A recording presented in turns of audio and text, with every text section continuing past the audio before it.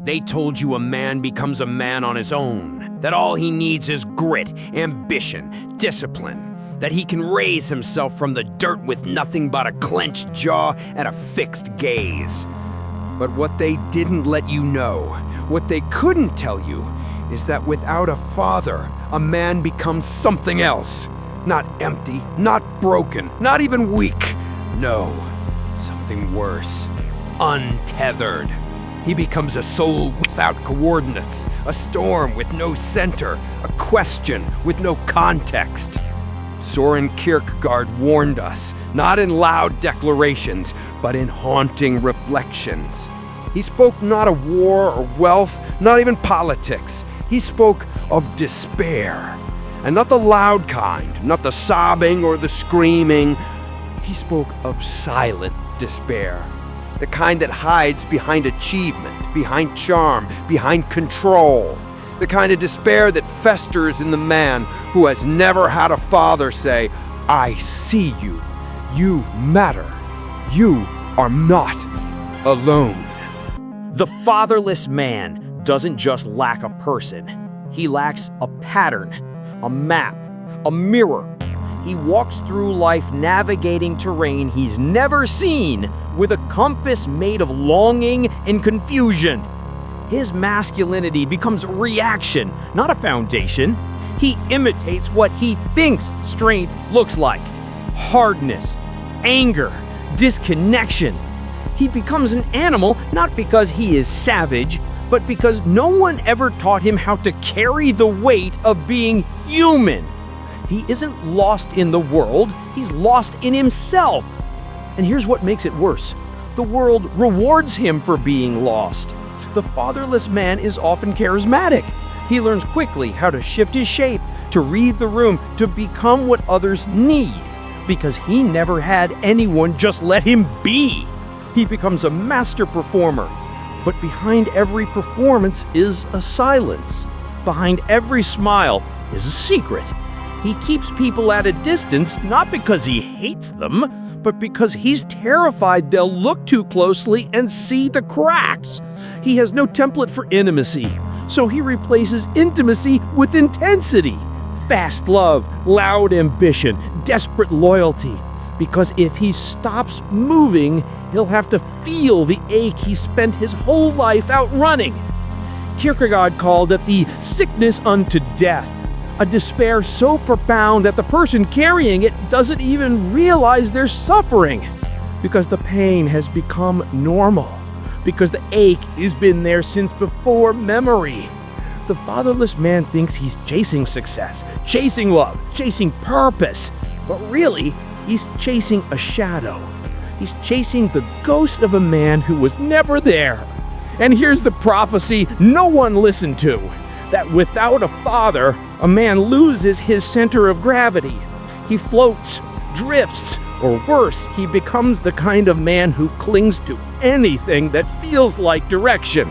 A cause, a partner, a belief, not because he believes, but because he needs an anchor. And anchors don't always lead to salvation. Sometimes they lead to obsession, addiction, destruction. This is not a judgment. This is not blame. This is truth. And the truth is this: many of the men who walk through this world look put together, successful, admired, but they are quietly starving. Starving for validation. Starving for structure. Starving for someone to look them in the eyes and say, "You don't have to do this alone." And because they never heard that, they tell themselves a different story. One that sounds noble. I don't need anyone. I trust no one. I stand alone. It sounds strong. But it's a mask, and masks always crack eventually. The father is not just a person. He's a psychological landmark, a place in the psyche where the son learns limits, direction, and belonging. Without him, life becomes either chaos or control, too much freedom or too much fear. Kierkegaard didn't say this outright, but it's there, hidden between his lines, in his journals, in the way he described the self as a relation that relates itself to itself, but needs another to reveal it. Without that first relational mirror, the son becomes fragmented. His identity becomes either inflated or collapsed. He becomes the guy who thinks he's invincible or the one who thinks he's invisible. Sometimes both, depending on the room, depending on the season. And culture doesn't help. It doesn't tell men how to heal. It tells them how to distract, how to grind, how to perform. So the fatherless man becomes a mimic. He mimics confidence, mimics courage, mimics love. But mimicry without grounding eventually turns into manipulation. Not because he's evil, but because he's scared, because he doesn't know what's real anymore. And so he tests everything, everyone. He sabotages relationships, not because he wants to lose, but because losing confirms what he already believes. People always leave. I'm not worth keeping. This is how it ends. You see him everywhere. In the boardroom, in the gym, in the pulpit, in the club. Successful on the outside, starving on the inside. He's not unreachable. He's just unrooted. He's been performing so long, he doesn't even know who he is when no one's watching. He fears silence, fears softness, fears surrender, because he was never taught that real masculinity isn't domination, it's direction, not command, containment.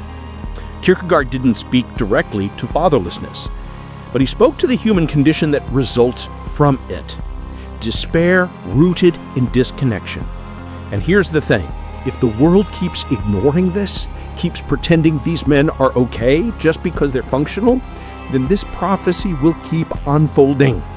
Men will keep spiraling, not outward, but inward, quietly, alone, smiling on the outside, withering underneath. But what happens when that smile fades? When the crowd goes quiet, the girl stops texting back, the job no longer distracts, the fatherless man hits a wall that feels like death. And in a way it is. It's the death of illusion, the death of borrowed identity, the moment when all the noise he's used to drown out the ache finally goes silent.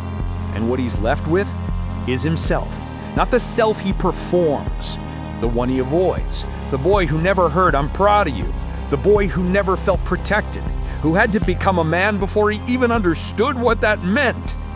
Kierkegaard knew that despair wasn't about suffering itself, it was about misunderstood identity. He said the greatest torment is to be unable to die, to keep existing while being disconnected from who you really are. The fatherless man lives in that space, every day, alive but dislocated, functional but fractured. He builds a life, but deep down, he doesn't believe he deserves it, so he ruins it, or he over-controls it. He either pushes love away or clings to it so hard that it suffocates, because the fatherless man is not just afraid of abandonment, he is haunted by it. And here's the cruel irony. When he finally finds someone who wants to stay, who sees past the performance, he doesn't know what to do with them. Because love, real love, requires trust. And trust requires a template, a memory. And he doesn't have one. So he tests her. He waits for her to fail. And when she does, because all people do eventually, he confirms the prophecy he's secretly believed all along. They always leave. I'm not enough. Not because she left him, but because he never let her all the way in. She loved him, but only the part he let her see. And maybe this is what Kierkegaard meant when he described the despair that does not will itself. The man wants healing, but not the vulnerability it demands. He wants truth, but only if it doesn't humiliate him. He wants a father, but in his absence he's turned pain into armor. He clings to independence like a drowning man clings to a stone. And when you tell him, let go, you're safe, he doesn't believe you, because no one ever caught him. And somewhere in his nervous system, he still believes no one ever will. So he becomes what works: the boss, the player, the guru, the savage, the stoic. He builds a castle of control mechanisms and calls it freedom. But deep down, he knows it's a prison. And the worst part? He built it himself. Brick by brick, lie by lie. All to protect the boy inside who never got to rest. The one who always had to figure it out, had to earn his safety, had to survive without softness. That boy never cried, not because he didn't want to, but because he didn't have time. When Kierkegaard described the self as a relation relating to itself, he wasn't being poetic. He was describing fragmentation. The fatherless man is in constant dialogue with himself, but it's a hostile conversation. One part of him says, "Be strong." The other says, "I'm scared." One says, "You don't need anyone." The other whispers, "Please don't leave." He becomes a contradiction in human form, capable of great strength and terrifying sabotage. He'll build something beautiful, then burn it to prove a point no one ever argued. And when society sees him collapse, they rarely see the cause. They say, "He had it all." They say, "He just snapped." No, he didn't just snap. He unraveled. He ran out of distractions. He ran out of fake roles to play. The despair Kierkegaard warned us about, the kind that disguises itself as success, finally reached the surface. And when it did, no one was there to catch him. Because no one knew he was fallen. Because men like him don't show it. And this is what makes the prophecy so terrifying. Not that these men exist, but that they're everywhere. Running companies, raising children, leading movements, dying slowly behind closed doors. They don't explode. They erode silently, elegantly, tragically, until one day they vanish. Or worse, they stay, but hollowed out, still alive, still showing up, but the light's gone. The voice is gone. The sense of self? Muted, suppressed, smiling still, but not really there. The world needs to hear this, not because it's dramatic, but because it's real. Because Kierkegaard was right. Despair isn't about weakness. It's about disconnection from self. And when a boy grows up without a father, what he loses is not just guidance, it's reflection. A father says, "This is how you walk through pain.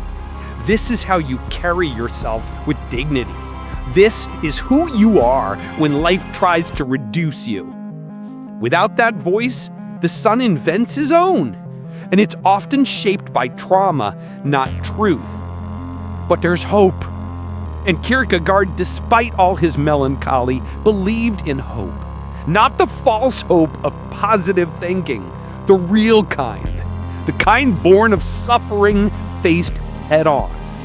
Because despair isn't the end, it's the doorway. And if the fatherless man can stop running, if he can sit with the ache long enough to understand it, then something radical can begin. Not a new identity, not another mask, but a return. A reunion with the self he was always meant to be. But that return is not easy. It doesn't come wrapped in a book, a quote, or a relationship. It comes in the quiet, in the stillness most men avoid at all costs.